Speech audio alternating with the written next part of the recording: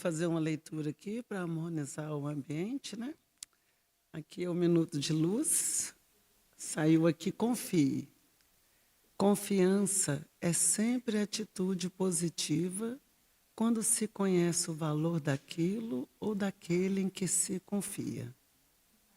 Quando confiamos no bem ou em Deus, abrimos um campo de receptividade positiva na própria alma. Quando se ora, externando o sentimento de humildade e fé, o coração facilmente assimila vibrações luminosas de entidades angélicas. Aprenda a confiar. Quem trabalha e espera o melhor, recebe sempre o melhor. Nosso Pai é Deus, e Deus é todo bondade. Então, vou fazer uma oração aqui para nós iniciarmos, né, o estudo da noite de hoje. Que a espiritualidade amiga ampare a todos nós, em especial nosso irmão Laci, que com certeza preparou o estudo com muito carinho aqui para nós, que possamos aprender a cada dia mais com o estudo de hoje e iluminar a todos aqui presentes. Hoje, agora e sempre, que assim seja.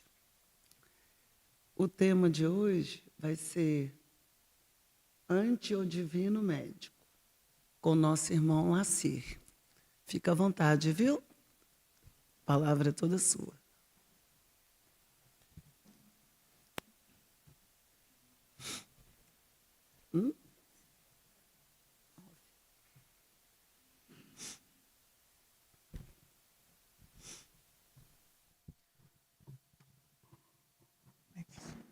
Vou levantar um pouquinho. Só virar o microfone um pouquinho. Aí, vou levantar, tá bom. Aí deu, obrigado. Ok. Então, aos nossos irmãos e irmãs dos dois planos da vida, os nossos cumprimentos e que as bênçãos de nosso Senhor Jesus Cristo, o amparo dos amigos espirituais nos envolvam e mais essa oportunidade que nos é dada de estudar, de tecer comentários sobre o Evangelho, que é um roteiro abençoado, né, para as nossas vidas, estejamos aqui no plano físico ou no plano espiritual.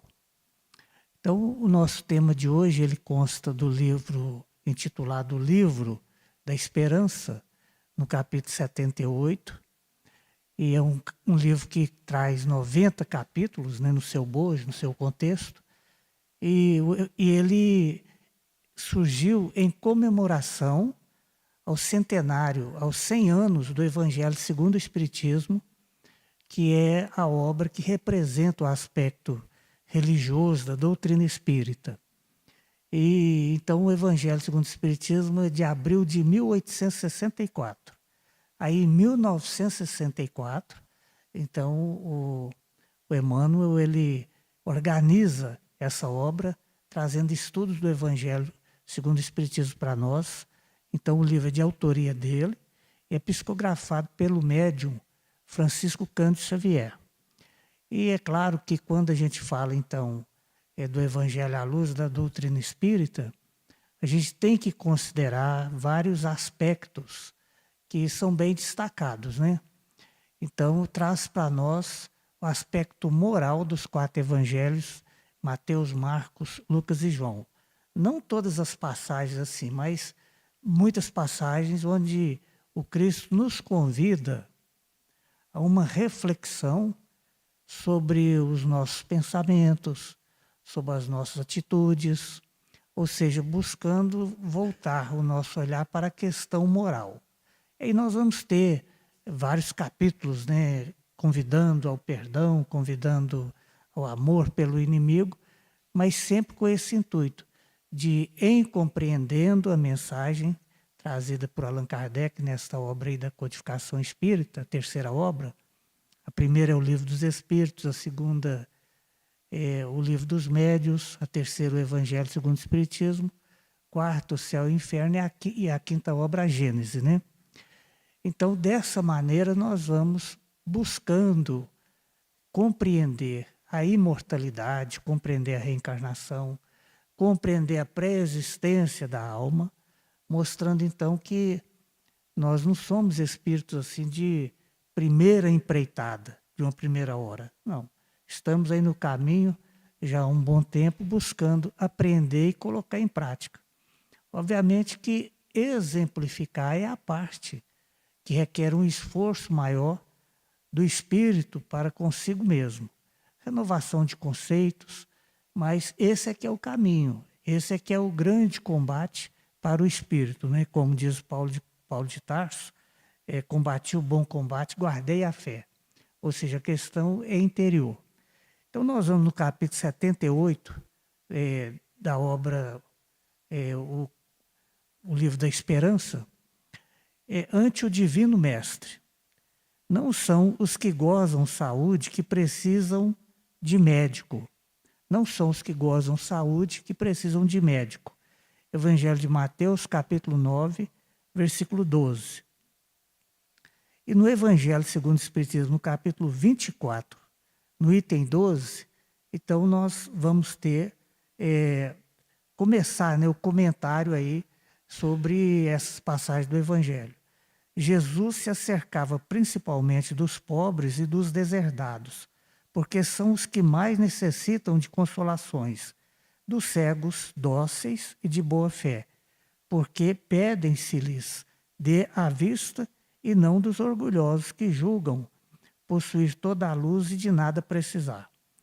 Então, o Cristo, na sua condição de espírito superior, de ser o guia, o modelo, o espírito mais elevado, em sabedoria, na prática da caridade, que em todos os tempos esteve aqui entre nós, com toda a luz, obviamente que ele era buscado, quando esteve encarnado entre nós, pessoalmente, por todos nós, né, necessitados dessas vibrações de amor, de esperança, de paz. Então, naturalmente, como hoje, quando a pessoa não consegue resolver determinada situação, seja no campo físico, seja uma outra situação ligada à questão espiritual, questão psíquica de saúde, então, esgotados os recursos, o que é que a pessoa faz? Ela procura um tratamento espiritual no templo, onde ela professa sua fé, busca fortalecer sua fé.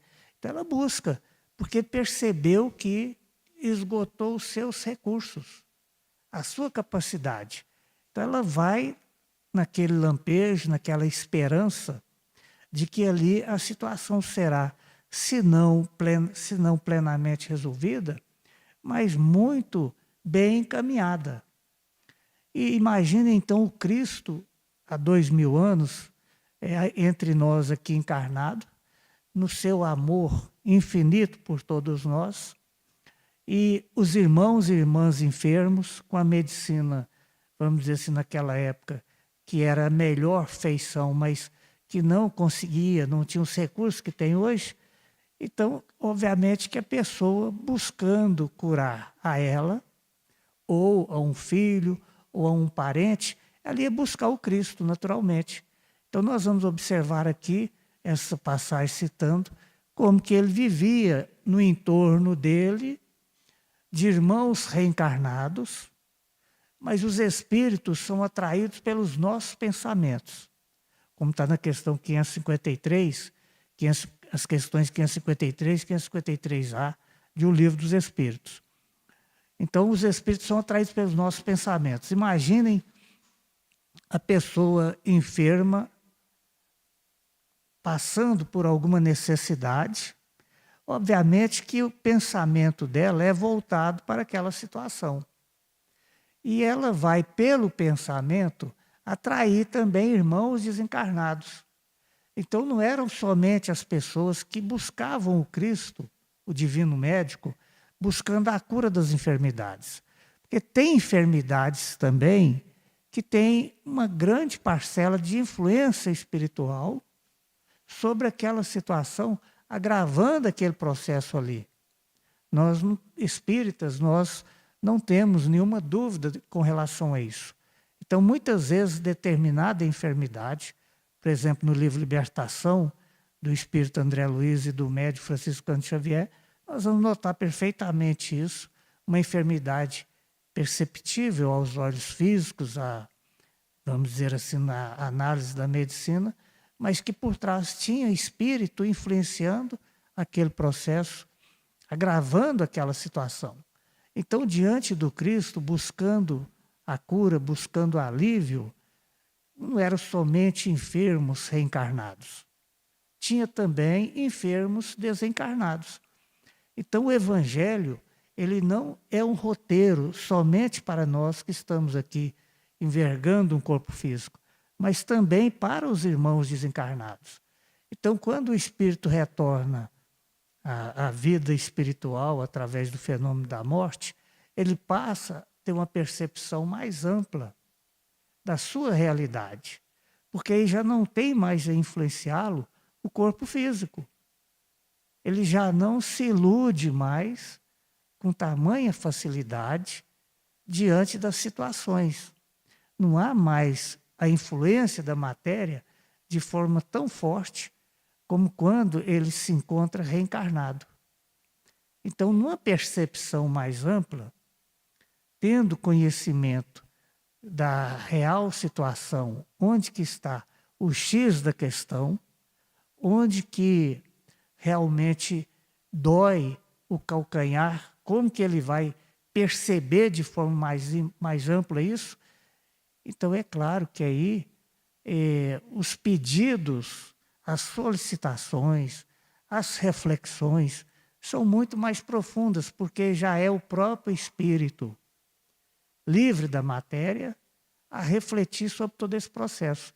Então, é claro que, buscando o Cristo, nós não tínhamos somente pessoas enfermas, mas Jesus aqui, ele afirma que ele veio pelos doentes, ele não veio pelos que têm saúde.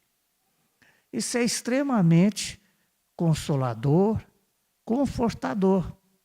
Ou seja, aquele irmão, aquela irmã que já compreendeu o Evangelho e se esforça para exemplificar, está exemplificando, então o Cristo não veio para essa pessoa, ele veio para outra pessoa que não tem o conhecimento, que está desviado na conduta, na vida. Essa é a chamada ovelha perdida, a ovelha fora do aprisco, fora do rebanho. E não é difícil compreender isso, não. Dentro da residência, na família, os filhos estão ali. Não há uma preocupação da mãe com relação àqueles filhos que estão dentro da residência, junto dela. Ela está vendo, percebendo, a hora que ela quiser ir lá e tocar, ela vai e toca, conversa. A preocupação dela é com aquele filho que ainda não chegou e ela nem sabe onde está. Então, esse é que representa isso que Jesus está falando, que ele veio pelos doentes.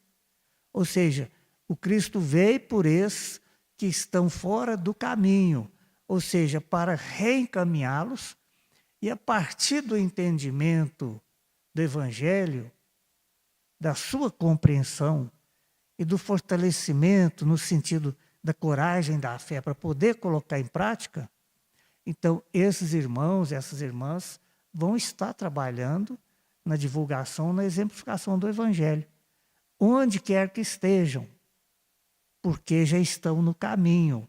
Então esses já são aliados do Cristo, esses já são os benditos de meu Pai, como Jesus fala assim, fala no Evangelho, porque já tem essa compreensão e já não ficam tranquilos quando percebe alguém sofrendo por desconhecimento, sofrendo por ignorância. Não há como sossegar, enquanto não conseguir, de alguma maneira, espraiar aquela vibração na direção daquele irmão, daquela irmã. Então, o espírito, pelo conhecimento, pela prática, ele se eleva. Ele se eleva. Sim, mas aqueles outros do seu coração que não compreendem, que não se encaminham, esse mesmo espírito é que vai procurar, então, orientar, reencaminhar, auxiliar. Porque é assim que Jesus nos ensina, e ele deu o exemplo vindo em prol daqueles enfermos, daqueles que estão doentes, daqueles que estão afastados dele, né? Então, seguindo aí no comentário do Emmanuel, milhões de nós outros, os espíritos encarnados e desencarnados em serviço na Terra, somos almas enfermas de muitos séculos. Então, o Espiritismo mostra para nós que aqui é um mundo de expiação e prova. Então, a grande maioria de nós, encarnada e reencarnada aqui, somos espíritos imperfeitos. A grande maioria é constituída de espíritos imperfeitos. Ou seja, de espíritos onde ainda não predomina na mente e no coração as virtudes, a amizade, o respeito, o companheirismo, a honestidade, não é? Então, por isso que o Emmanuel coloca para nós, somos almas enfermas de muitos séculos. Então, o espírito não vem somente se equivocando uma vez. Como são muitos séculos, ele vem se equivocando repetidas vezes. E, obviamente, que tudo aquilo que a pessoa vai repetindo, isso fica mais firme, fica mais enraizado na mente do espírito. Se fosse o bem, ótimo. Porque a caridade, quanto mais o espírito vai repetindo, vai praticando, como Cristo vem repetindo para nós há quantos milhares, milhões de anos, que a mensagem do Evangelho é trazida entre nós.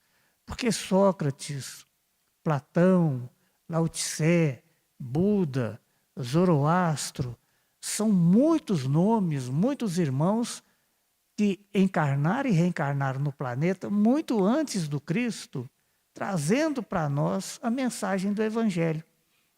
Que a doutrina espírita, na condição de terceira revelação, vem mostrar para nós de forma mais minuciosa, mais ampla, através de testemunhos de irmãos que nos antecederam no retorno à vida maior e que, por caridade, vêm então nos ajudar na caminhada. Então, Emmanuel prossegue, carregando débitos e inibições contraídos em existências passadas ou adquiridos agora, proclamamos em palavras sentidas que Jesus é o nosso divino médico. E basta ligeira reflexão para encontrar no Evangelho a coleção de receitas articuladas por ele com vistas à terapia da alma. A causa de todo o processo é espiritual. A matéria é o efeito do processo.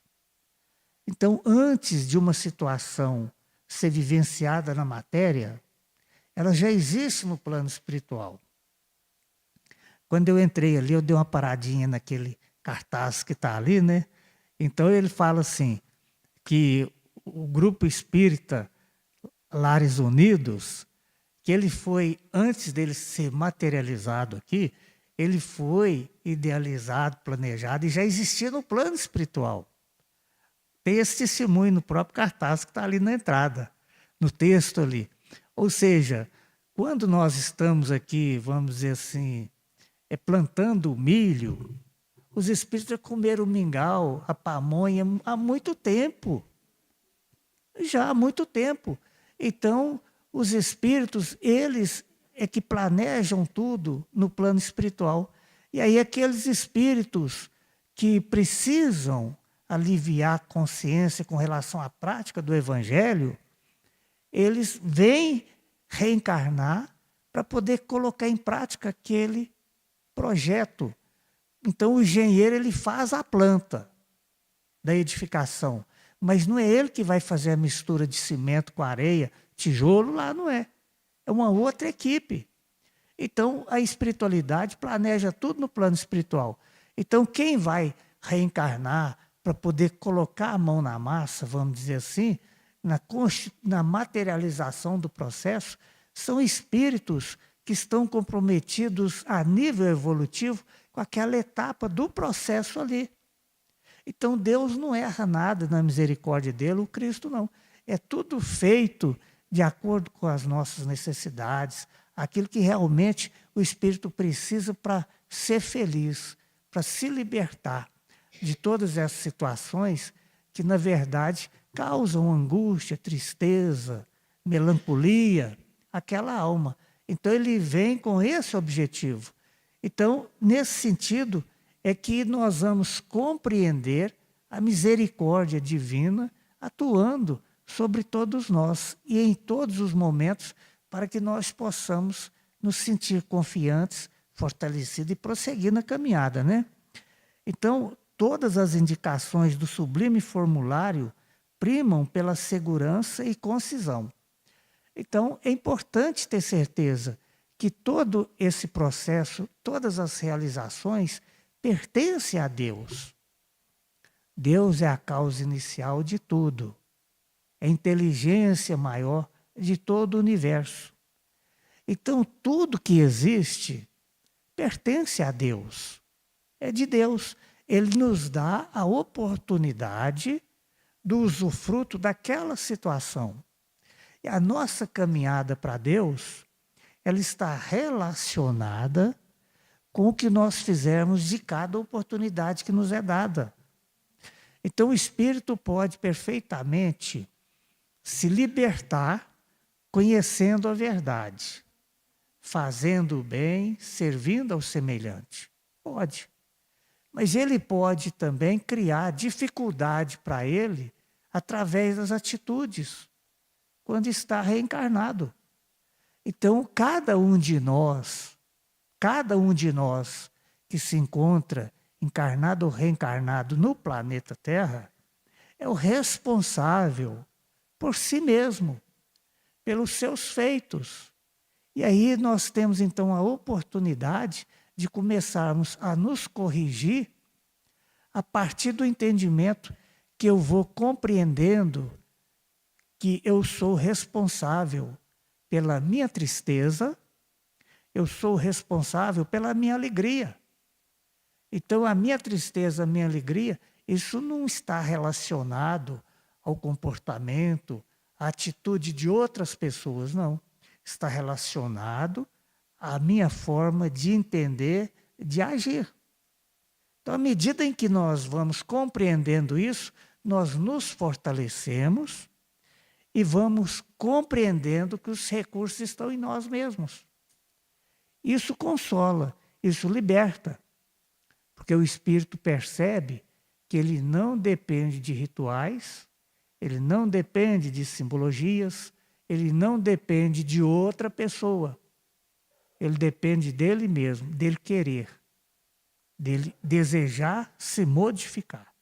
A partir do momento que ele começa, então, a perceber e a trabalhar isso, o universo, não é que Nações Unidas não, Sabará não, o universo conspira em favor dele, porque nós atraímos pelo nosso pensamento, que é um produto da nossa mente. Mas é preciso o quê? Coragem para poder recomeçar a caminhada. Então, nas perturbações do egoísmo, Deus é amor, Deus é caridade. Então, quando eu começo a me colocar em primeiro lugar, o meu desejo, a minha vontade, o meu pensamento, eu estou contrariando a Deus, contrariando a vontade dele. Então, a caridade é divina, o egoísmo é humano. É do espírito, quando ele está mais atrelado à matéria, que é quando ele está reencarnado. Qual o caminho que eu quero seguir? Porque o espírito ele é dotado do raciocínio, da inteligência, do entendimento, ele é dotado do livre-arbítrio, ele que escolhe. E à medida em que o espírito vai entendendo todo esse processo, ele passa a ser mais vigilante. Vigia e ora, como Jesus ensina no Evangelho.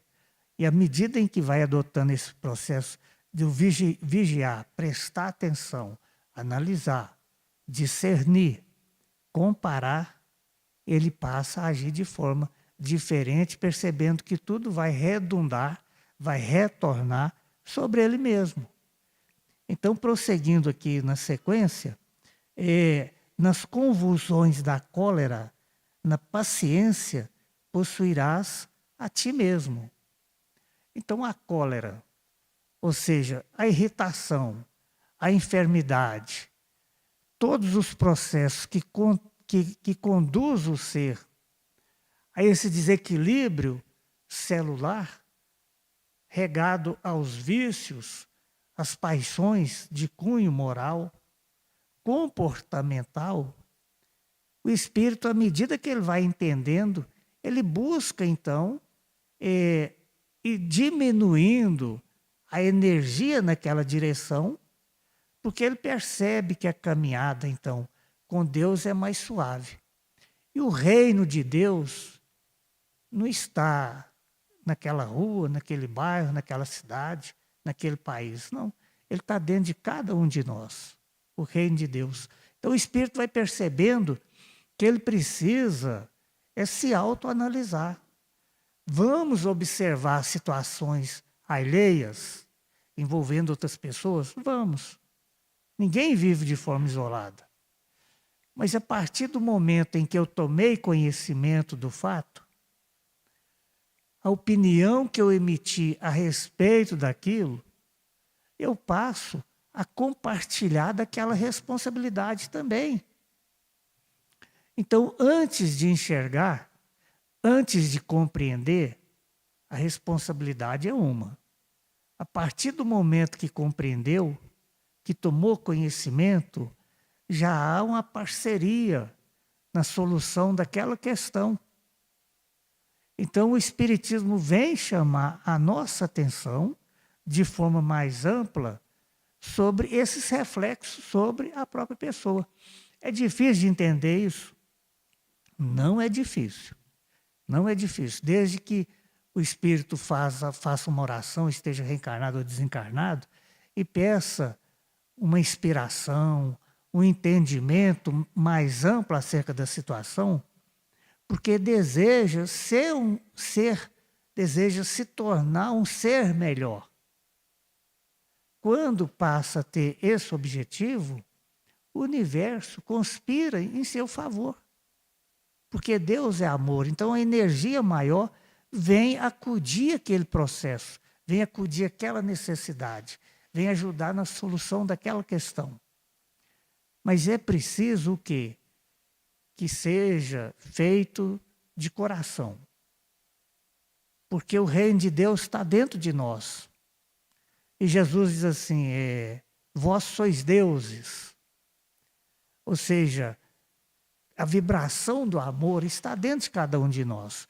E enquanto o espírito não perceber que a questão não é, então, com relação a outras pessoas, a outras situações, mas com relação a si mesmo, esse é o pulo do gato. Esse é o grande momento da vida dele. É óbvio que quando o ser deseja uma nova postura, um novo realce na sua vida, tem muitos irmãos, não só reencarnados, mas desencarnados também. Eles não vêm obstruir a caminhada, não. Eles vêm como eles são, com o que eles têm, com o que eles possuem.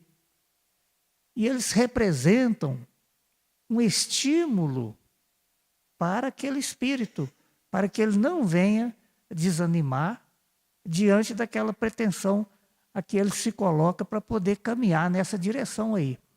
Então, prosseguindo aqui, nos acessos de revolta, humilha-te e serás exaltado. No acesso de revolta. Ou seja, essa emoção de se revoltar contra determinada situação, porque vejam bem, ou ouçam bem, se a oportunidade me é dada ali, é dada a cada irmão, a cada irmã, é porque é porque você, é porque nós já temos condições de ajudar naquela situação. Porque Deus não coloca uma empreitada, Deus não coloca uma atividade além do recurso que o irmão ou a irmã tem, que eu tenho, em absoluto. Porque Deus deseja é que nós nos harmonizemos, nos reequilibremos, para que nós possamos colaborar com cada irmão, cada irmã que irá se aproximar. Porque não pensa o irmão ou irmã, não é dessa maneira. Quando o ser tem condições de resolver algo, magneticamente, vibracionalmente, ele vai atrair quem necessita daquele recurso que ele já possui. Porque é dando que se recebe. Então, quando Deus nos dá um recurso, não tenham dúvida, um recurso de um conhecimento, da leitura de um livro, de um estudo que nós tenhamos participado de alguma maneira, cada um de nós já não é mais aquela pessoa de antes. Nós já temos uma capacidade de servir, de auxiliar. E as oportunidades surgem dentro do ônibus, dentro do lar, no trabalho, onde quer que nós estejamos, né? Adiantando um pouquinho aqui, nas dores por ofensas recebidas, perdoa 70 vezes 7 vezes. Nas dores por ofensas recebidas, perdoe 70 vezes 7 vezes. Então, quando a pessoa traz uma mensagem, fulano traz uma mensagem para o Beltrano, é óbvio que muitas vezes, quando é uma mensagem que se opõe ao costume, ao entendimento, ao desejo da pessoa, ela costuma se magoar com aquele processo ali. Mágoa é um vício. Então, a ciência mostra hoje essas situações de contrariedade, de mágoa, de emoção de cunho menos elevado, traz até o nome da substância que o cérebro descarrega no organismo da pessoa. E muitas vezes a pessoa ela guarda esse ressentimento e leva isso até para a vida no plano espiritual, porque não conseguiu reconciliar enquanto estava a caminho. É importante compreender que é preciso dar a oportunidade e respeitar o posicionamento da pessoa, o entendimento que ela tem, aquele momento que ela está passando na vida dela, porque isso representa uma situação que está dentro da própria pessoa. Então, ela precisa vencer esse processo. E quando Jesus nos fala, então, para perdoar, não 70 vezes, né, mas 70 vezes 7, porque quando a pessoa ela consegue, então, através dessa situação, ela compreende que a mágoa não está na outra pessoa. A pessoa cometeu uma atitude, falou algo. A mágoa está dentro da própria pessoa que desenvolve isso, porque é ela que ficou magoada com a fala, com a atitude da outra. E quando a pessoa compreende, então, que a primeira vítima da mágoa é a pessoa magoada, ela precisa fazer um esforço para transformar essa emoção dentro dela. E vai conseguir isso com facilidade? Espírito imperfeito, como a grande maioria de nós? Claro que não. Mas à medida em que nós vamos tomando conhecimento que quando eu perdoo uma pessoa, a atitude dela, então partiu de mim o desejo de perdoar, partiu do fulano, da fulana o desejo de perdoar, aquele espírito é o primeiro a se beneficiar com aquele processo. E o espírito vai perceber, então, que ele perdoou foi a ele mesmo. Não foi a outra pessoa. Porque ele é que sentiu-se bem com a nova vibração que ele se esforçou para desenvolver dentro dele mesmo. Porque Deus é amor. Deus é o criador de tudo que existe. Deus nos criou. Então, o que está dentro de cada um de nós é o amor. Não é a mágoa, não é o ressentimento, não é o desejo de vingança. Isso não é de Deus, isso é o Espírito mesmo. No momento de desalento, de invigilância, ele mesmo é que desenvolve esse processo dentro dele, de tal maneira que ele mesmo precisa trabalhar isso de volta. E quantos irmãos, quantas irmãs a literatura espírita mostra para nós que retornam à vida espiritual ressentidos, levando esses tipos de vibrações, e mesmo no plano espiritual, fora do corpo físico, somente o espírito consigo mesmo, na plenitude da sua consciência, claro que dentro do seu nível evolutivo, ele percebe a situação e muitas vezes não consegue. Não consegue nem dar início a um princípio de trabalho do perdão dentro de si mesmo. E aí desencadeia muitas vezes em processos dificílimos de obsessão que levam a outra situação que não é o caso aqui do nosso estudo. Então, por isso que Jesus vem nos convidar ao perdão não 7 vezes, mas 70 vezes 7 vezes. Então, prosseguindo no nosso estudo aqui, nos delírios da ignorância, aprende com a verdade e a verdade te libertará. Então, quando o espírito ele não compreende ainda que a causa de todo o processo está dentro dele, mas à medida, e é claro que todo esse sentimento de vibração inferior, isso prende o espírito, isso atrela o espírito, inibe o espírito na sua caminhada. Ao contrário da vibração elevada, do perdão, da amizade, do respeito, isso liberta o espírito. Isso permite a ele caminhar. Então, porque quando a pessoa ela fica lembrando da atitude que a outra realizou, que foi desagradável, ela não se liberta. Então ela encontra com a pessoa dentro do ônibus, ela encontra com a pessoa no passeio, numa rua, e todas as vezes ela se lembra daquilo ali. Isso é uma tortura para o espírito. Mas quando ele compreende que isso não é bom para a saúde física, nem para a saúde espiritual, e ele não tem força suficiente para trabalhar aquele processo, ele faz a oração. Ele pede ao anjo de guarda, ele pede ao Cristo para ajudá-lo naquela empreitada, porque ele já tomou consciência de que aquele caminho não é o caminho mais adequado. Obviamente que vibrações que se comprazem na discórdia, no desentendimento, vão atuar para a permanência daquele processo. Mas aí o espírito já tem conhecimento da verdade.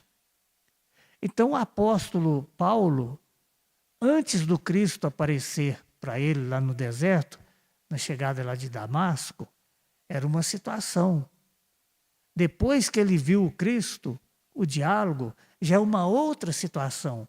Então ele já não busca já não mais se comportar como antes da visão. Porque agora é uma nova situação. Então, quando o espírito toma conhecimento, não, vantajoso é não guardar mágoa, então por que continuar guardando o ressentimento dentro de si, se já tem o conhecimento que a verdade liberta, que a verdade que consola? Então, num outro item aqui de comentário, nos quistos mentais do ódio, ama os teus inimigos. Capítulo 12 do Evangelho segundo o Espiritismo, amai os vossos inimigos. Por que é que Jesus nos convida a amar o inimigo? Ora, o inimigo de hoje, com certeza, não é nem certamente, com certeza foi o amigo de ontem. O amigo de ontem que por algum motivo, ou eu proferi alguma palavra, aquela palavra incendiou de forma negativa, ou eu pratiquei alguma atitude, aquela atitude também representou um incêndio naquela relação. Então, uma amizade eu transformei em uma inimizade. Então, quando Jesus fala assim, amai os vossos inimigos, é no sentido de eu buscar refazer aquela inimizade, voltar e tornar aquela inimizade uma amizade. Então, o meu inimigo de hoje, quando Jesus fala assim, ama o inimigo, é no sentido de se recomponha, se reconsidere, se reavalie. Ou seja, então reconquiste aquela amizade que foi desviada no momento de perturbação. Então o inimigo de hoje é o amigo que eu amei antes, é a amiga que eu amei antes, e por uma atitude inadequada, eu causei aquele destempero emocional naquele espírito. É claro que aquele espírito também poderia ter me perdoado, não ter guardado mágoa no coração dele e ter partido para a vida plena do espírito, para o universo com toda a liberdade. Então, ele poderia também ter utilizado aquele momento para isso. Não, mas ele optou por entrar na minha sintonia menos feliz. E quem causou aquele processo, normalmente, é o que terá a consciência, porque a lei de Deus, ela está na nossa consciência. Então, quem causou aquele processo é que terá a sua consciência mais abalada como reduto da lei de Deus. Então, aquela consciência, entre aspas, mais pesada, é a consciência que vai tomar a iniciativa. É a consciência que vai trabalhar de forma mais ampla para reconquistar aquela amizade. Então, quando o Cristo fala amai o inimigo, é porque o Cristo não é da inimizade. Deus não é da inimizade. O Cristo é da amizade, o Cristo é o consolo, é o conforto, é a harmonia que o Evangelho nos faz. Então, quando o Espírito vai compreendendo, não, o melhor então é fazer as pazes, ele se coloca à disposição. Não obriga o outro ser, reencarnado ou desencarnado, não. Porque o outro ser vai ter o tempo dele também de percepção. Nem sempre o tempo de percepção do fulano é o tempo de percepção do Beltrano. Não é. Mas aquele espírito, aquele que mais foi dado, mais oportunidade vai ter de exemplificar o que recebeu, o que lhe foi propiciado. Então, é óbvio que aí, quem tem mais, apresenta mais e certamente angaria mais em cima daquela vibração, sempre com o intuito de servir. Prosseguindo aqui ainda, né? Nos desesperos provocados por alheias violências, ore pelos que te perseguem e caluniam. Então, quando a pessoa pratica algum tipo de violência, Jesus diz assim, ore então pelos que nos perseguem e nos caluniam. Por quê? É a oportunidade que o Espírito tem de, pela oração, primeiro se confortar. Então, quando a pessoa vai fazer uma prece, ela é a primeira que recebe os eflúvios da prece. Porque ela pensou primeiro, ela fez a oração e os espíritos, as energias são atraídos pelos nossos pensamentos. Os espíritos são sempre atraídos pelos nossos pensamentos. Então, quando a pessoa faz a oração, ela é a primeira a ser beneficiada pela prece. É como alguém em um cômodo escuro entrou, adentrou o cômodo e acionou o interruptor com a lâmpada. Aquela pessoa que acionou o interruptor é a primeira a ser clareada, a ser iluminada por aquela luz, porque ela que acionou o interruptor. Então, quando a pessoa faz a oração por um amigo, é diferente de quando ela faz a oração pelo inimigo, por quem buscou prejudicar. Por que é a diferença? Porque quando a pessoa ora pelo amigo, ela está orando por alguém que está no seu nível vibracional. Está no seu mesmo diapasão vibracional. Ela não tem que fazer nenhum esforço emocional para orar pelo amigo. Qual o esforço que a pessoa faz, por exemplo, para dar um abraço numa pessoa sua amiga, uma pessoa muito querida? Não há nenhum esforço, há todo um prazer, uma alegria naquela troca de vibração. Agora imagina ela dar um abraço em alguém que perturbou a sua vida profissional, perturbou a sua vida afetiva. Então, lhe provocou um desarranjo terrível na saúde orgânica. Para a pessoa abraçar essa outra pessoa, tem que fazer um esforço muito maior. Porque a energia de um lado não é a mesma do outro lado. Então, quando o Cristo pede para a gente orar pelos que nos perseguem, pelos que nos caluniam, porque a prece ela tem um fulgor muito amplo. Ela é o alimento do espírito. Então, aquele espírito perseguidor, caluniador, ele está agindo daquela maneira porque ele está fragilizado. Não, mas ele veio violento, ele veio socando, veio chutando. Aquilo ali é uma expressão do corpo físico, mas aquele espírito, naquele ato todo, logo em seguida, ele vai sentir um desgaste, uma fragilidade muito grande, porque houve uma situação de desgaste do espírito dele naquele momento.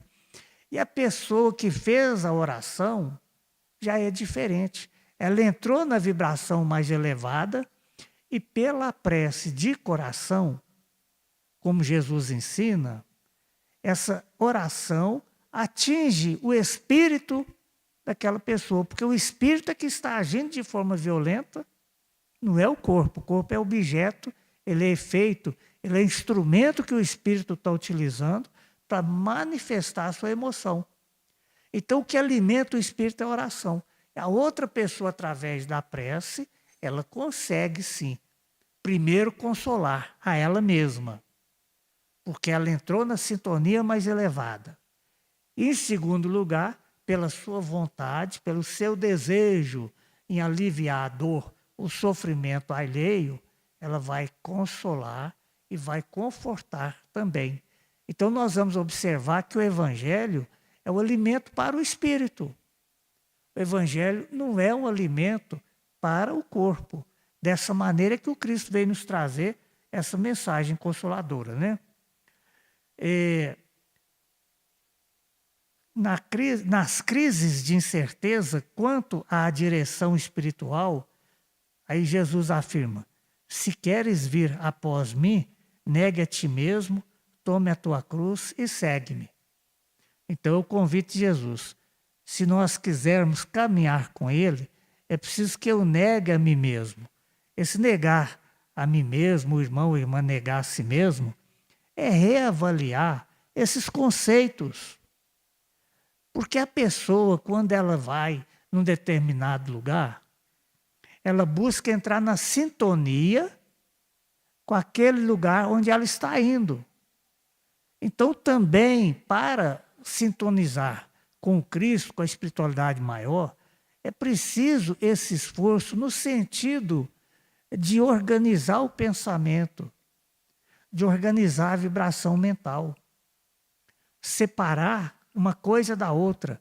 Por isso que Jesus fala assim, quando você quiser orar, entre para o quarto, feche a porta. Ou seja, deixa a sintonia anterior de lado. Porque a sintonia anterior é que é a razão da tristeza, da melancolia, da depressão. Então, quando o Cristo nos convida a esse momento, é preciso dizer assim, não, eu não quero isso. Claro que a pessoa muitas vezes já está tão envolvida que ela não tem nem condições de dizer, eu não quero isso. Mas ela precisa estar aberta ao auxílio, à energia boa, do bem, que está aqui, que está junto da pessoa, lhe oferecendo a nova oportunidade. Então, nós não estamos sós. Temos um anjo guardião, temos um bom espírito que nos ampara. E todas essas situações difíceis que surgem em decorrência desses descuidos. Então, quando Jesus diz assim, pegue a sua cruz e venha, não precisa buscar, então, mudar o seu pensamento, mudar o seu sentimento, no sentido de ser algo que o Espírito realmente não é. Não precisa. Se apresente ao Cristo, se apresente ao seu anjo de guarda, se apresente ao bom Espírito pela oração, reconhecendo-se a si mesmo. Como aquele moço lá que ora, então, um enaltece o orgulho, a arrogância, o outro bate no peito e fala assim, eu sou um pecador mesmo, eu sei que eu estou errado, eu sei que eu não deveria fazer isso, mas me perdoa, me ajuda, eu não quero fazer isso mais. Então, quando é isso que é pegar sua cruz, se apresentar do jeito que você é. Não precisa, naquele momento, então, o Espírito pensar de outra maneira. Não. Os bons espíritos, os espíritos mais elevados, eles nos veem de norte a sul, de leste a oeste, interiormente. Esses aparelhos mais sofisticados aí, que atravessam o corpo de um lado para o outro, mostrando tudo aí, isso é algo muito menor do que a capacidade da visão de um espírito caridoso, de um espírito no campo do bem. Então, os espíritos nos conhecem, o Cristo nos conhece. Pode se apresentar tal qual você é, tal qual eu sou, porque aí nós aquietamos a nossa emoção. Se eu buscar, então, esconder, me apresentar do jeito que eu não sou, eu vou ser um alvo em movimento. Não, eu preciso parar com esse movimento, com essa instabilidade, com essa ansiedade, com essa fuga e ficar quieto, me reconhecer, porque Deus já me reconhece. Deus sabe verdadeiramente o que eu sou, o que você é, o que cada um de nós é. Então, pegue a sua cruz, não negue a sua cruz, porque as conquistas do Espírito refletem o seu passado de milhões de anos de criação divina. Então pode se assumir do jeito que você é na sua oração, falar com o seu anjo de guarda, falar com Cristo, falar com Deus, que o auxílio ele vem, ele está aí, e nesse momento o Espírito abre a porta para poder ser auxiliado, para poder ser então fortalecido, né, diante daquela dificuldade. Nós, as consciências que nos reconhecemos endividadas, regozijamo-nos com a declaração consoladora do Cristo. Então imagina, o espírito que se reconhece endividado, ele sabe que ele é um pecador, que ele é um enfermo. A pior enfermidade que tem não é a enfermidade no corpo físico, não. Essa já é um efeito, ela está na fase terminal. Mas a enfermidade pior é a enfermidade de cunho moral. Porque essa enfermidade é que faz com que o espírito vai atrair outras situações pelo seu pensamento. Isso vai desencadear num processo mais difícil. Então, quando o Emmanuel diz assim, nós, as consciências que nos reconhecemos endividadas, aí o espírito já paralisou. Ele está pronto para ser amparado. Ele está pronto para ser socorrido, para receber essas vibrações mais elevadas. Então nós, as consciências, consciência por quê? Porque a lei de Deus está na nossa consciência, pela questão 621 de O Livro dos Espíritos, está na nossa mente. E é óbvio que quando o espírito reconhece, então, que a causa do problema e a causa da solução do problema depende dele voltar-se para dentro de si mesmo, as coisas vão se encaminhando com muito mais facilidade. Então, nós, as consciências que nos reconhecemos endividadas, regozijamos-nos com a declaração consoladora do Cristo. Regozijar é o quê? Sentir-se feliz, sentir-se confortado com a afirmativa dele. Não são os que gozam de saúde os que precisam de médico. Então não precisa o espírito se sentir o último da fila, o desprezado, em decorrência de equívocos de outrora.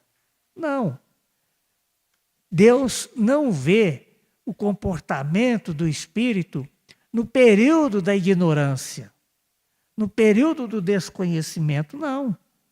Essa fase, o espírito não precisa desenvolver dentro de si o sentimento de culpa, o remorso, porque Deus não olha isso no espírito.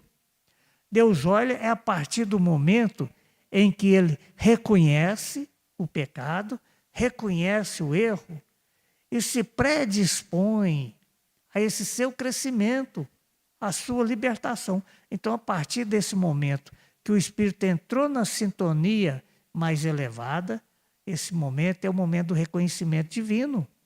A partir de agora, sim, já tem o entendimento. Então, qual a razão do comportamento quando antes não tinha o entendimento, não tinha compreensão? Sendo que agora já tem o entendimento. Então, é isso que Deus olha em nós, é isso que o Cristo olha em nós. Por isso, não há necessidade do ser ficar preocupado com o que ele fez no sentido de inibir o seu crescimento. Não, ele precisa, então, se arrepender de tudo aquilo e recomeçar a construção. Só que agora ele não vai recomeçar a reconstrução dele mesmo, somente ele. Porque quando ele reconhece, ele entra na vibração mais elevada. E não tem nenhum espírito fiel ao Cristo, nenhum espírito superior que se sinta tranquilo diante das lamentações, diante das lamúrias, ou seja, daquele espírito atordoado e que deseja recomeçar. Não. Qual a mãe, qual o pai que fica sossegado lá no quarto dele com o filho chorando do outro lado? Não existe isso.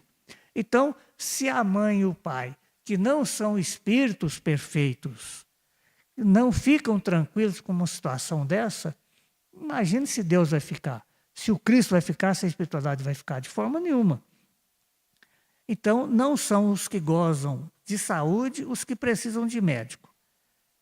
Sim, somos espíritos enfermos, com ficha especificada, nos gabinetes de tratamento instalados nas esferas superiores. Então, tudo aquilo que o ser pratica aqui, isso fica porque o espírito pensa antes de fazer. Isso é fundamental na libertação, na felicidade para cada um de nós. Então, o espírito pensa antes de fazer. E quando o espírito, então, materializa esse pensamento, isso passa a fazer parte da sua caminhada e, em alguma época, de alguma das suas reencarnações, o próprio espírito, então, com a consciência atordoada, ele busca essa caminhada de retorno às mãos do Criador, de retorno ao seu crescimento, arrependido de todo esse processo que ele, no momento de desconhecimento da verdade, no momento de ignorância, porque achou que não havia imortalidade, não sabia que ia reencontrar com o espírito do outro lado, diante dele, cobrando aquela situação. Então tem espírito que chega no plano espiritual e diz assim, mas eu não sabia disso.